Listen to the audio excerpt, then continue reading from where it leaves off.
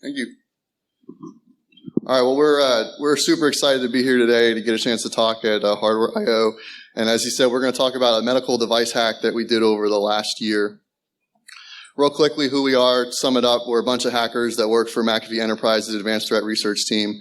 We've been doing this for a few years, and you can follow us on social media if you want to look at any of our past or future research.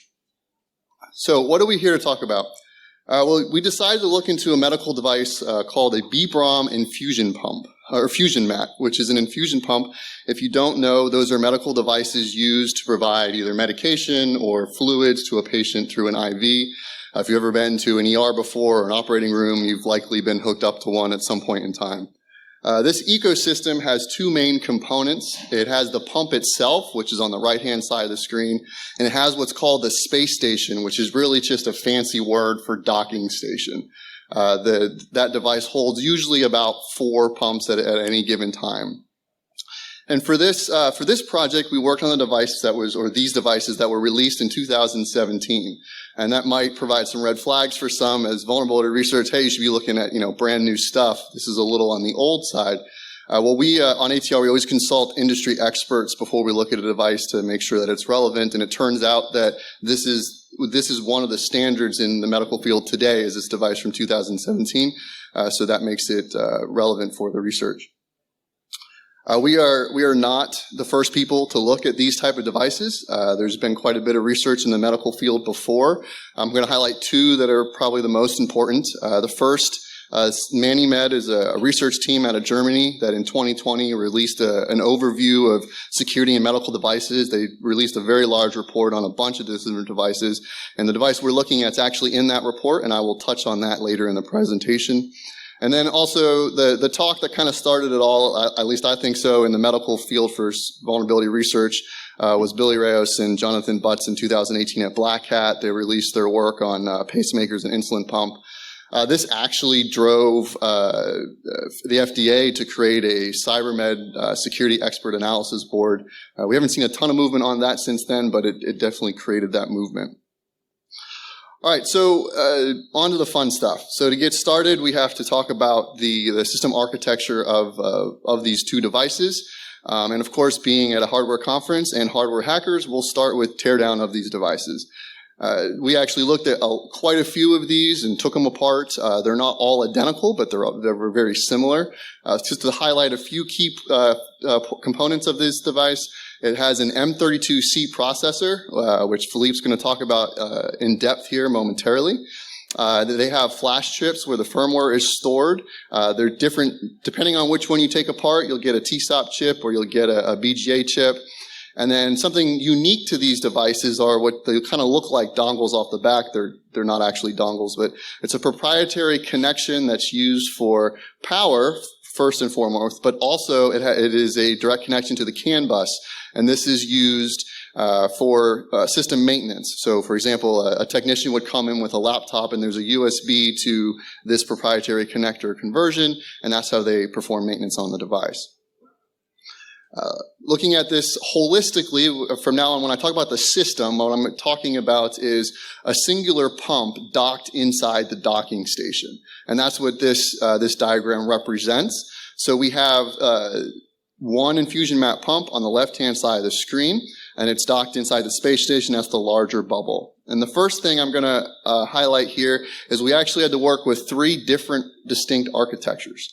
So we had the M32C architecture, which runs the critical RTOS, or the critical firmware of the device. And then we have the PowerPC processor, which is running what's called SpaceCom, or the embedded Linux on the space station device. And then last but not least, there's a Wi-Fi card that's docked inside of the space station, and that's running an ARM CPU. So we had to interact with all 3 of those throughout the research process. And then another critical component here is the CAN bus that connects the space station SpaceCom system to the critical RTOS system, and we'll dive into that much more extensively. Now, when we look at applications, there's a lot of different things running on these devices.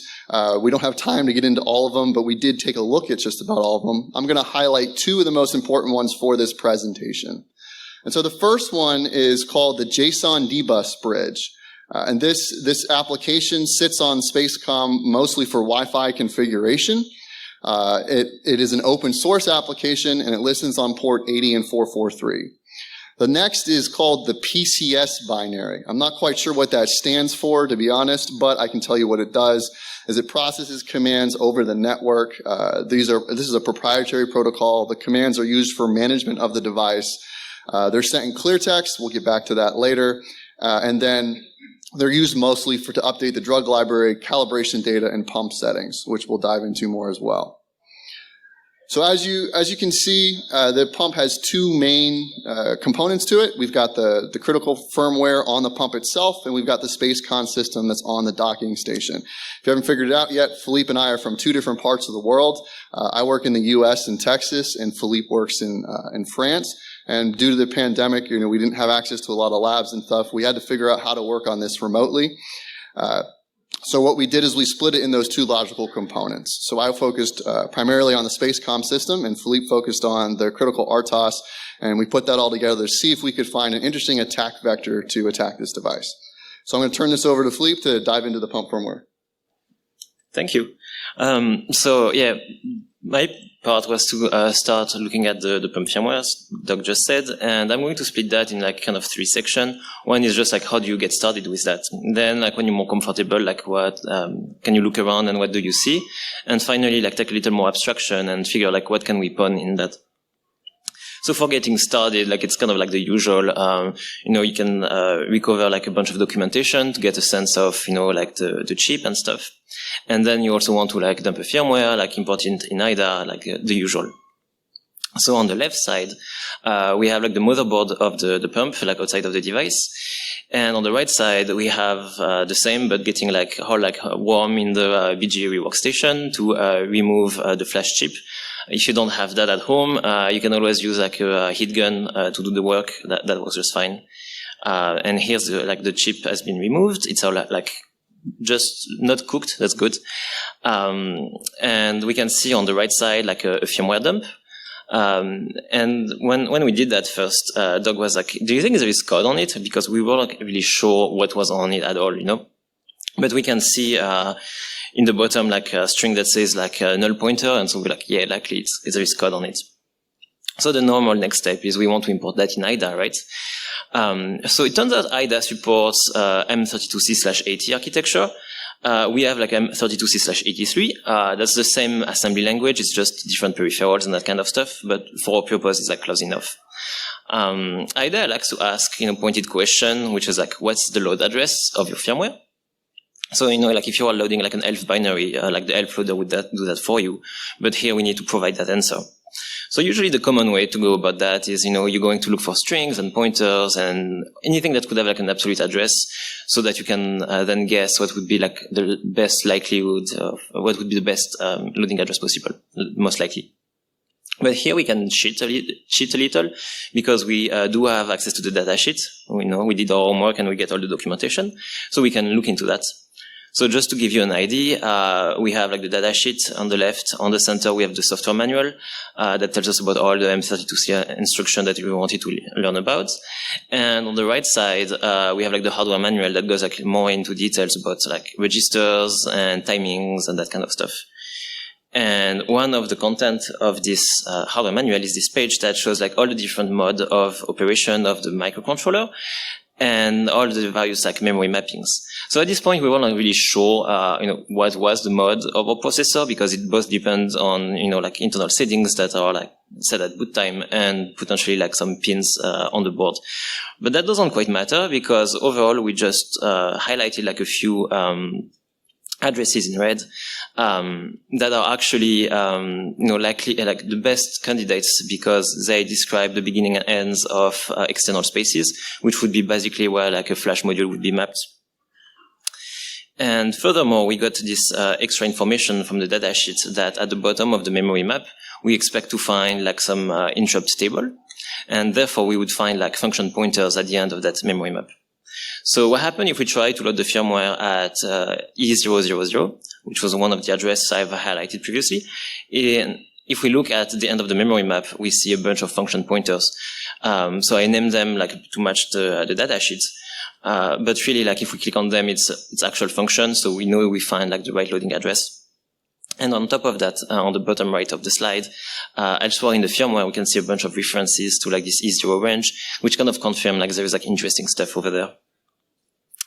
And we can sum up all of that looking at the memory map in IDA. So the whole left side from E0 to F0 something is data. And that would be more, fonts for the screen of the pump, calibration information, all like data for the functioning of the pump.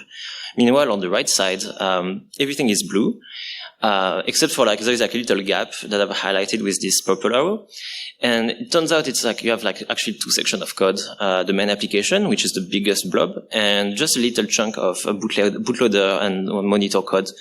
And I think it's pretty interesting that by just looking at the memory map, we can see there is something interesting, like, a distinction in the code. And I've also added the segments in IDA. The SFR register is one of the most interesting, and it's already there. And it's actually like linked to the mapping of like memory special function registers. And that's provided by IDA because it supports like M32C80.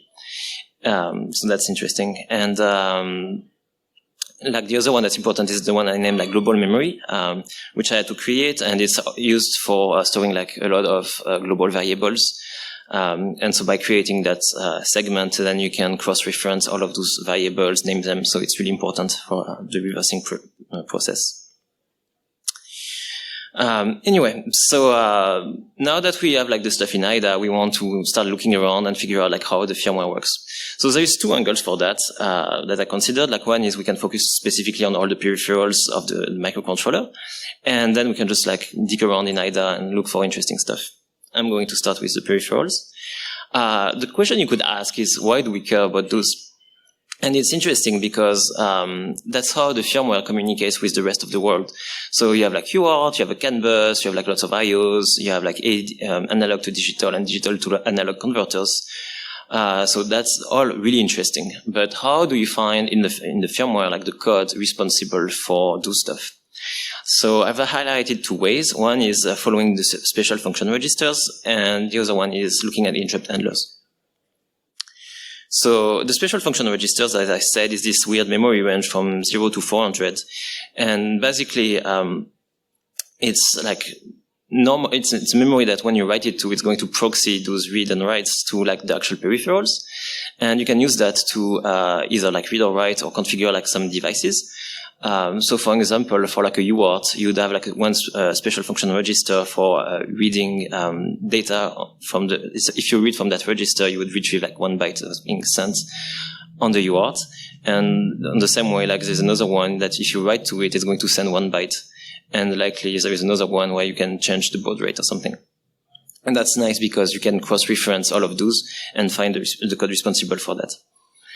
And secondly, we also have the interrupt handlers, which are the address of the interrupt handler. It's stored in the int B register of the M32C controller.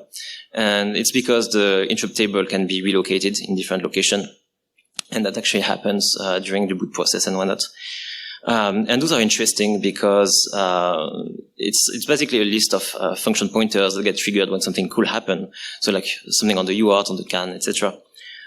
Just to give an idea, I don't know if you can see, but there's like a lot of them, and that's pretty confusing. But if we focus on the actual implementation in the firmware, we can see that not all of them are implemented, but those that are actually implemented are all really interesting because first we know what they linked to, and it's like interesting entry point in the code. So just to give an example, back to the UART, we can see that it's checking like a global variable to see if it's expecting, data. And if so, it's going to read data from the special function register, like highlighted in yellow, and save that into like a global buffer, which brings another point that's important is, you don't want to spend too much time in your interrupt handler. And so you're going to have like buffering code and other like data structures. So if you want to find like the highest level function that's for like the main application is, read 1 byte on the serial or something, it's more those associated data structure that you want to cross-reference. So it's important to keep that in mind while performing the reversing.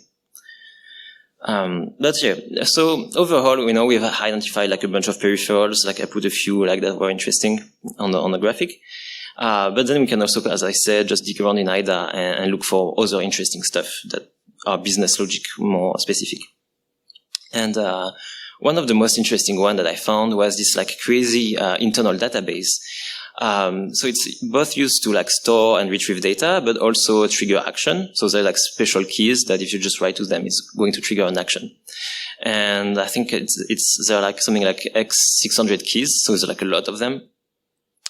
And something really fun is actually exposed on the CAN bus. So you can, externally from like a firmware perspective, you can, reach those values and either like write or read to them. But it's also used internally, like throughout the firmware.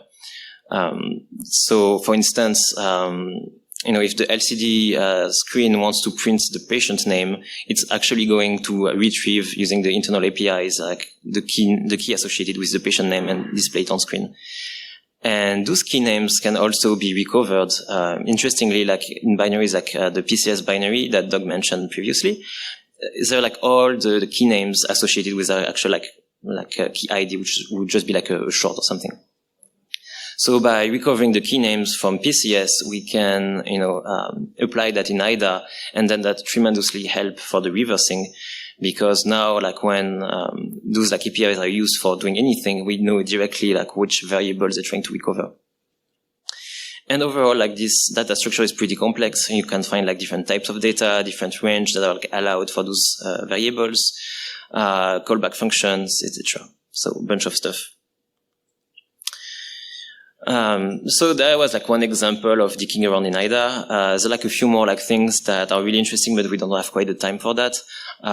Looking at the bootloader would be obviously interesting. It does a bunch of stuff that are important.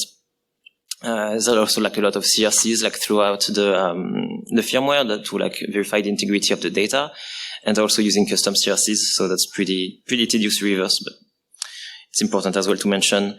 And there's also the drug library that I will talk about like in 10 minutes. But overall, like now that we have an idea of, what's there, like we can take one step back and consider like, how can we pawn that? And when I was thinking about it, I had like kind of like three angles. One was like, maybe just find like vulnerabilities in the IOs, so like in the UART or the CAN. But by paying attention, it seems like, the firmware is doing a really good job at, verifying that you don't have, sending too much data out of order and things like that. So at least through like static analysis, nothing obvious like sticked out. Another approach could be just trying to find like the firmware update function, and maybe we could just trigger like a rogue like firmware update. You don't need to pawn anything if you can just, hack the firmware directly. Turns out that the application itself cannot reflash itself.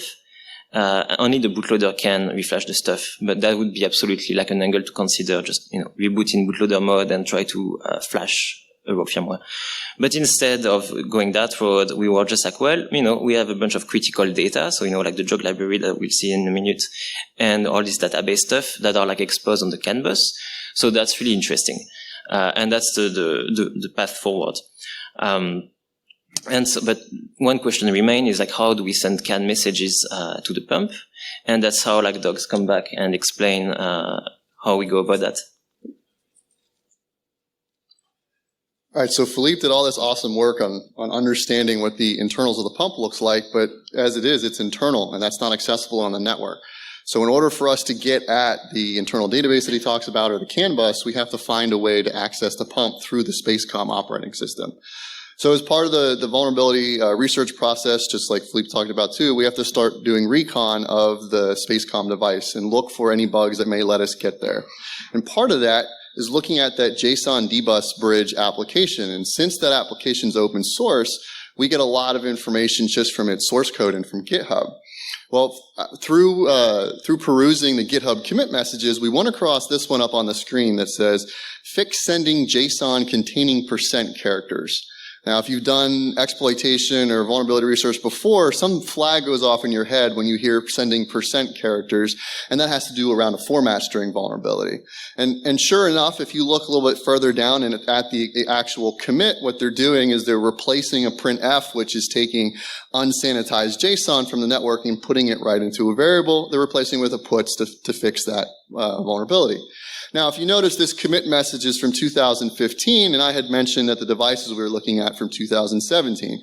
So this vulnerability should definitely not exist in this software because the vendor should be using the most current version. But we've learned from past experiences we should always double check this, right, just to make sure. And so this is actually very easy to check really quickly. We just send a curl message to the device looking for the JSON dbus bridge, and we add a few format string conditionals into the statement. And lo and behold, if you look back, we get an error message, but that error message contains a few more interesting characters than it normally does, and those actually are memory addresses. Now, due to the pandemic and us working halfway around the world, we always had to work on things like Slack and Zoom, so with video conferencing. But fortunately enough for you, I was able to take a screenshot of Philippe's face when we actually discovered this. And he was pretty excited about the whole ordeal, and the reason for that is we had found an initial access point, right? Now all we had to do was leverage that format string vulnerability in some way.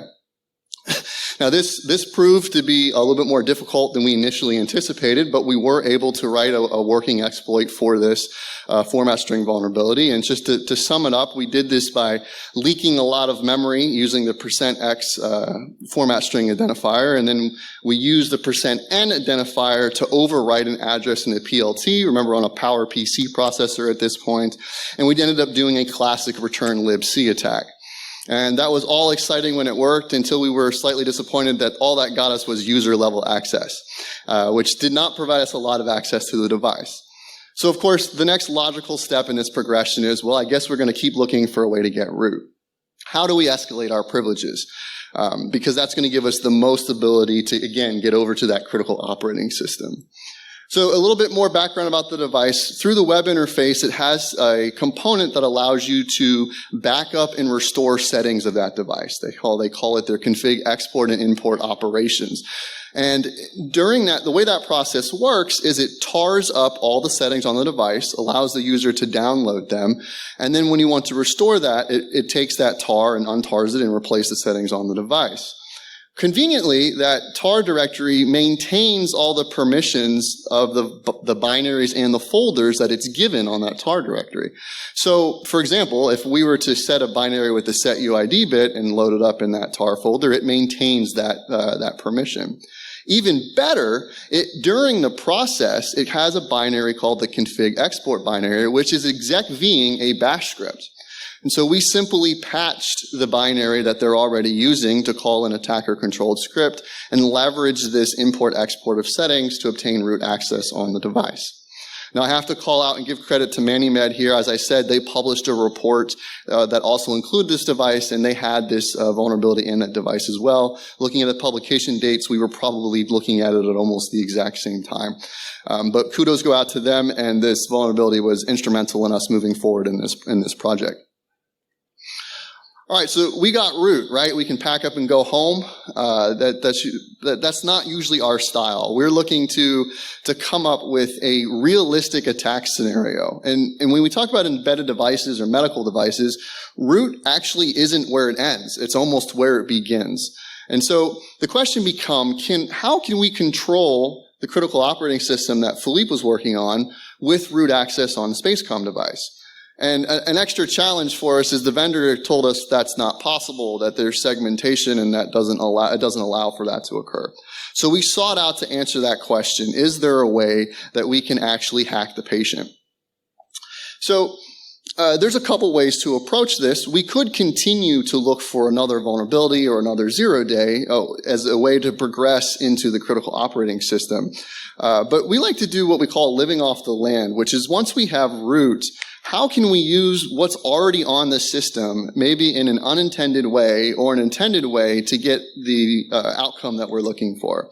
So if you've been paying attention, you might be saying to yourself, well, you've got root access, you know there's a CAN bus, just write to the CAN bus.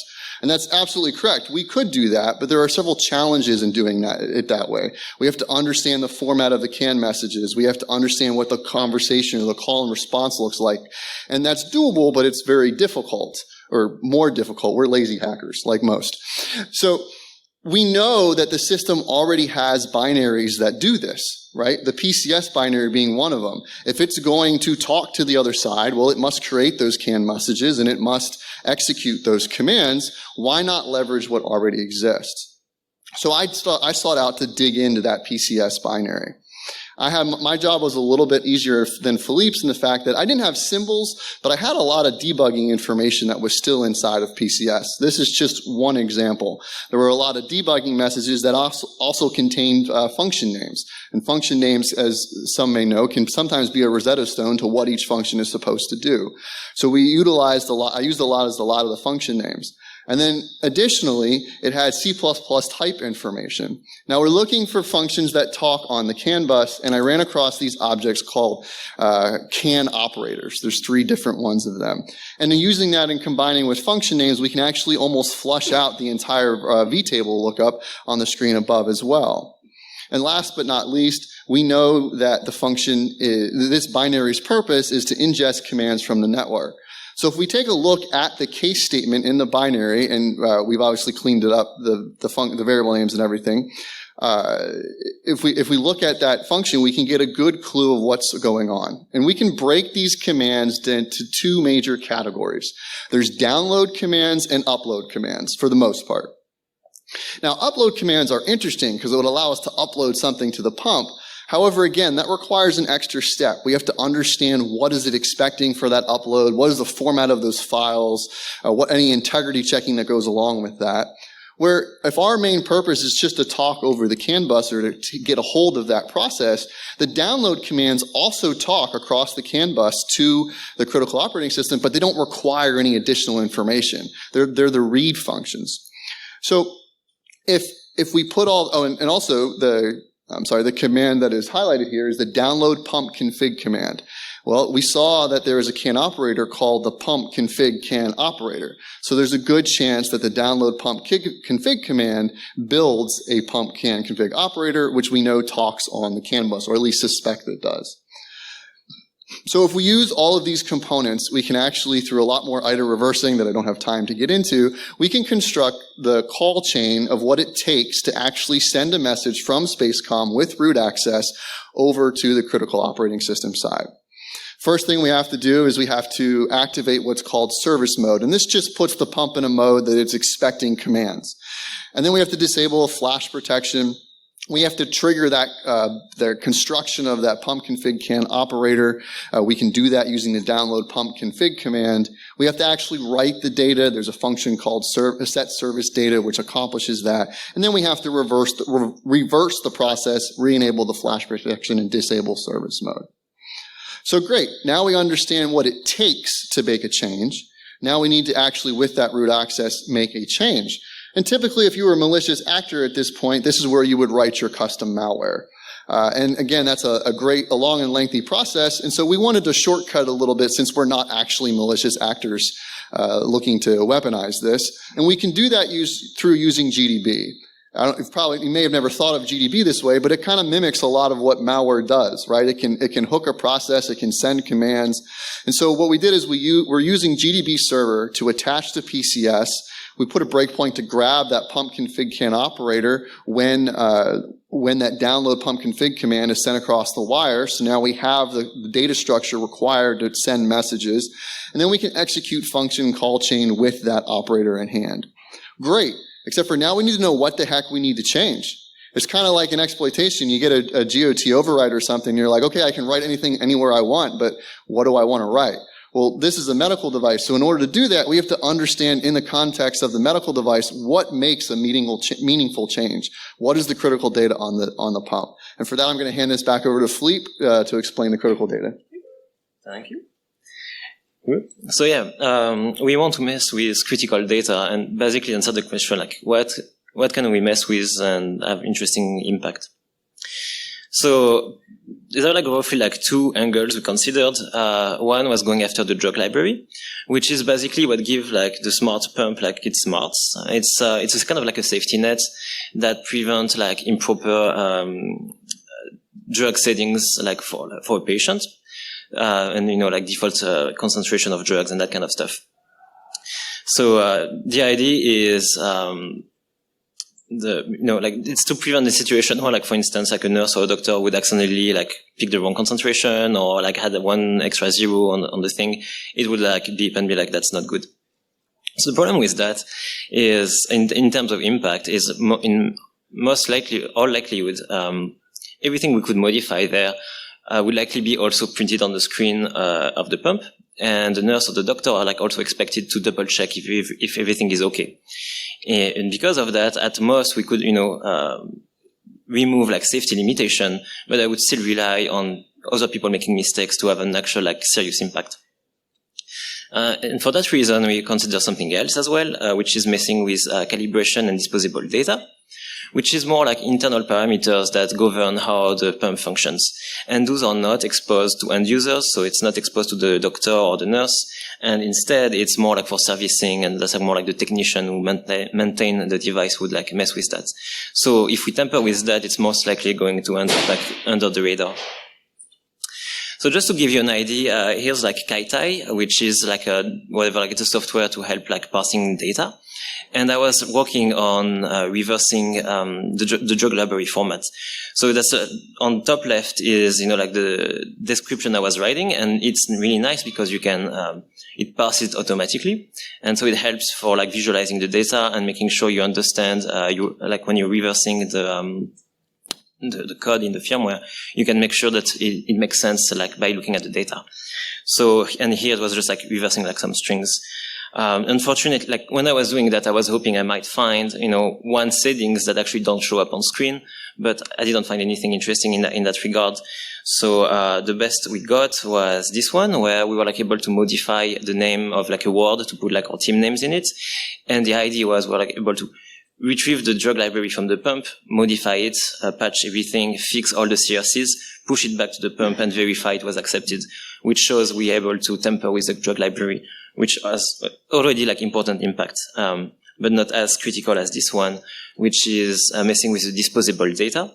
And basically the idea is like, the pump needs to know physical properties of the tubes that it's being used, for like infusion.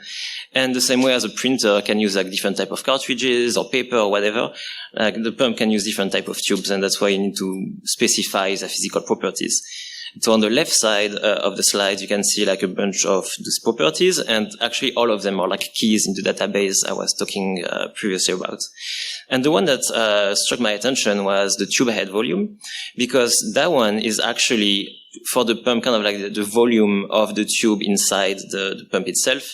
And basically every time the pump is pumping, that's the amount of drug that's pushed down the line. And so for the pump to know how much drug is being pushed, it needs that value. And so if you tamper with it, like the pump is just going to do like the math wrong and completely like misestimate the amount of drug going through. And that leads to either like under dosage or like overdose. And I put like a little in red some of the math being done, but just for like illustration purposes. So here's like Doug already ready to like hack the patient. But just to like sum up like the whole stuff, we're going to modify the tube head volume. And for that, we're going to mess with the internal database, and that's going to be stored in the flash memory. And to do that, we're going to rely on PCS, that's instrumented with GDB, to call the set service data. That's going to issue all the CAN messages we need. And for that to be successful, we had to figure out like multiple CRCs, and that was like really tedious because we didn't figure out like the proper like memory memory layout of those data fields, and they're also using custom CRCs, so that was annoying. And on top of that, we also need to erase the disposable data that's on the pump, because they're literally just exposing the write to flash function. And it's a kind of situation where like if you write and you don't erase, it overlaps the data, and everything gets like fucked up. And we realized that too late, and I think we bricked like 1 or 2 pumps, and we were like pretty sad about it. But eventually we understood what was the problem, and we moved on. And I guess with that, like Doug is going to show you like the results. So now we knew what we need to modify. So just kind of recap. So we know how we can get access to the device over the network. We know how we can get root access using that device. We know what data we need to modify and understand the call chain in which it takes to modify that data. So let's go ahead and see what that process would look like in real life. So here we have a space station with a pump installed with 50 milliliters of drug, or in our case, water in the holding chamber. And we're going to be good scientists and first do a basic use case and just run the pump as designed with no modifications. So this is just following the SOP of the manual and doing exactly what's prescribed. So we're going to load it with a basic infusion. We're going to use 100 milliliters an hour with 1,000 VTBI, which stands for volume to be infused. Again, this is what was recommended by our industry partners. And what we would expect to see is, in a normal use case, the amount of drug that is being dispensed to the patient should match what the pump believes is being dispensed. So here on the screen, in approximately 3-ish minutes, so we did a time lapse to speed it up, you'll see that there's approximately 5 milliliters being reported as being dispensed, and that's visually apparent as well if you look at the tube.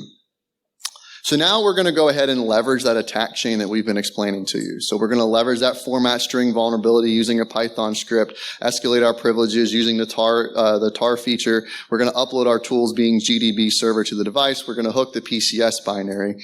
And then we're going to send that download pump config command, because it accepts unauthenticated commands over the network in clear text, to get that can config operator. Now here we're reading a value from the database to see what it was originally set to. That's the tube head volume that Philippe talked about, and it's set to 15C in hex. Now the attacker is going to go ahead and do that erase and rewrite of that internal database.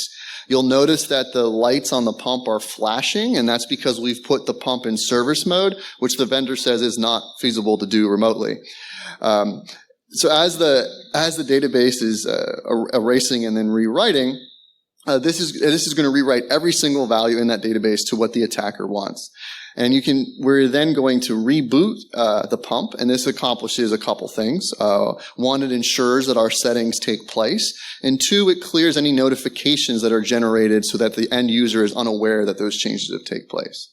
Now we need to check that database, make sure that our changes took effect. So we're checking the tube head volume key. And what you'll see is it's now set to 0AE, which in hex is half of 15C.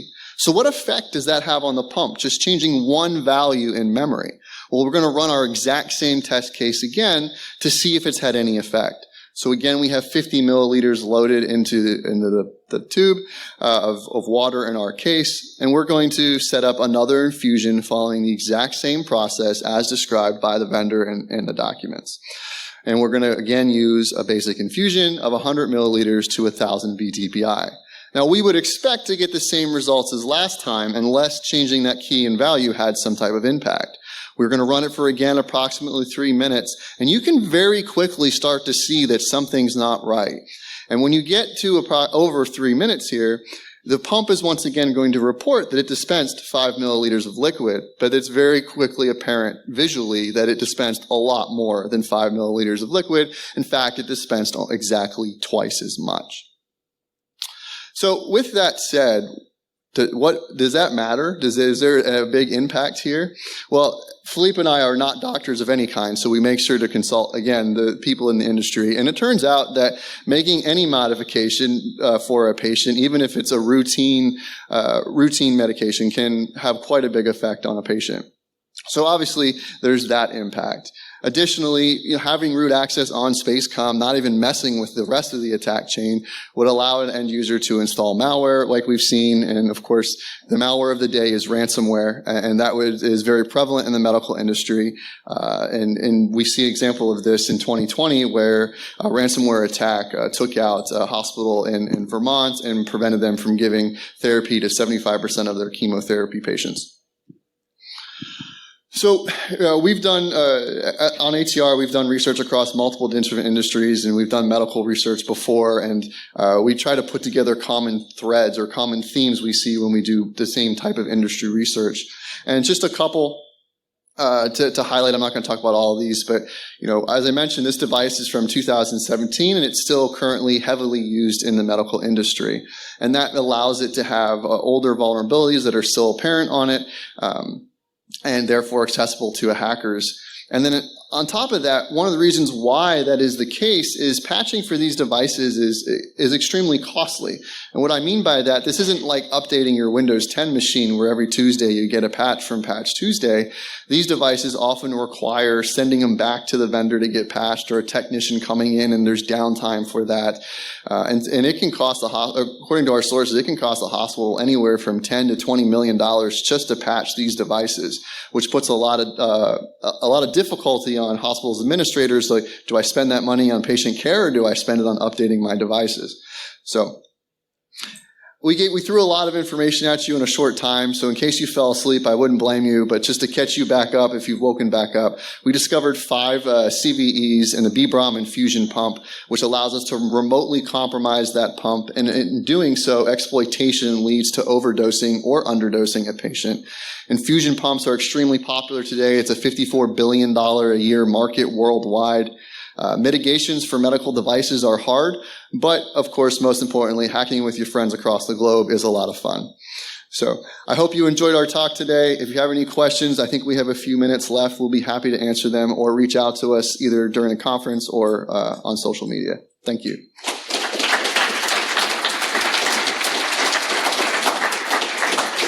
Great stuff. Great talk. Thank you. Any questions? Yeah. Hi, I was wondering, could you get the pump running again over the network as well? Did you look at that? Say that again? Whether you could get the pump running again over the network. I saw you had to manually reset it. But would it be possible to run it, or did you investigate that? We didn't have to manually reset the pump. We reset it over the network. Are you talking about in the video? No. But I mean, to get it running again. So you showed us in the video that the second time you ran it, you've typed it all in. But would you be able to automate that as well? So the management software allows that to be done remotely as well. We wanted to make sure we followed the exact same process for both test cases, so that there wouldn't be any discrepancy in our tests. But and for the most part, in hospitals, those pumps are manually reconfigured to pump and different for each patient.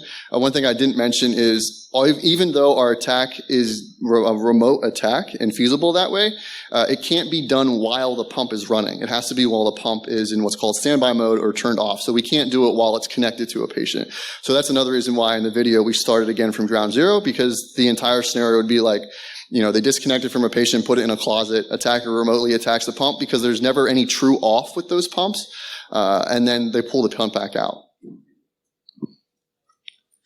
Thanks for the great talk. You mentioned that you got this device through a partner. So the question is, how do you see collaboration between the security industry and the medical industry happening? And for security researchers, how do they get hands on medical devices to find more vulnerabilities like this? Yeah, so our team as a whole is always looking for people that are willing to collaborate. Even though we work for McAfee, we are not a service to purchase. We're not a product, right? This project specifically came from someone that had seen our last research in the medical field and was interested to see if this device had vulnerabilities as well. And we commonly also reach out to other industries and say, hey, what would be scary if we were able to hack? Our team is really focused on researching devices that have a large impact, and we also we truly want to move the needle forward in security, which also requires that we're not looking at some stuff that everyone else is looking at. So those are kind of partly like how we go, what we're looking for, and how we select our partners, and we just kind of keep it. Customers of McAfee a lot of times end up becoming partners just because we already have a relationship with them. But if anyone has research they'd like to collaborate with, please reach out. I myself have a question as well. Okay. You said you bricked 2 devices. How much does one device cost? I don't know what they retail for. To be honest, I know it was costing us around $3,000 a device, but I don't know what they retail for. Did you manage to unbrick it after finding out how it works? No, we still have a pile of pumps that are destroyed. Anyone else with a question? No? Okay, thank you very much. Thank you. Sit tight, because right now...